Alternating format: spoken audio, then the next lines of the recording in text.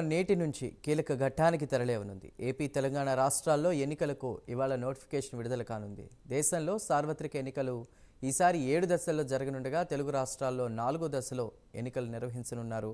ఏపీలో లోక్సభ ఎన్నికలతో పాటు అసెంబ్లీ ఎన్నికలు కూడా జరగాల్సి ఉండగా తెలంగాణలో లోక్సభ ఎన్నికలు జరగనున్నాయి.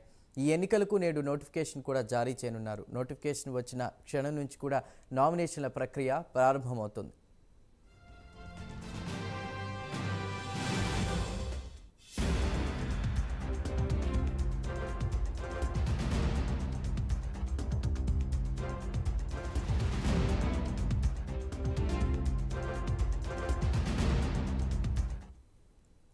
ఇక నేటి నుంచి ఏప్రిల్ 25వ తేదీ వరకు నామినేషన్ల స్వీకరణ ఉంటుంది. ఈ నెల 26న అభ్యర్థుల నామినేషన్ల పరిశీలన చేపడతారు.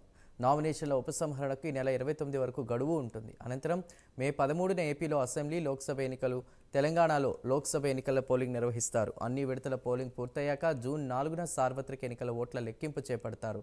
4వ దశలో ఏపీ, తెలంగాణ రాష్ట్రాలే కాకుండా మరో 7 రాష్ట్రాల్లోనూ కేంద్రపాలిత ప్రాంతం జమ్మూ కాశ్మీర్లోనూ ఎన్నికలు జరగనున్నాయి. ఈ విడతలో మొత్తం 96 లోక్సభ స్థానాలకు పోలింగ్ జరుగుతోంది.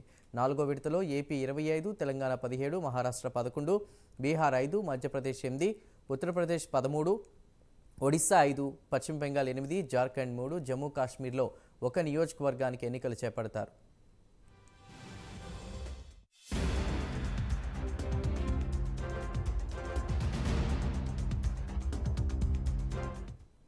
మరోవైపు లోక్సభ ఎన్నికల మొదటి దశ ప్రచారం కూడా ముగిసింది. బుధవారం సాయంత్రం వరకు అన్ని ప్రధాన రాజకీయ పార్టీలు ర్యాలీలు, బహిరంగ సభలు, రోడ్ షోల ద్వారా ఓటర్లను ఆకట్టుకునే ప్రయత్నం చేశాయి. ఏప్రిల్ 19న తొలి దశలో 21 చోట్ల మొత్తం 102 స్థానాలకు పోలింగ్ జరగనుంది.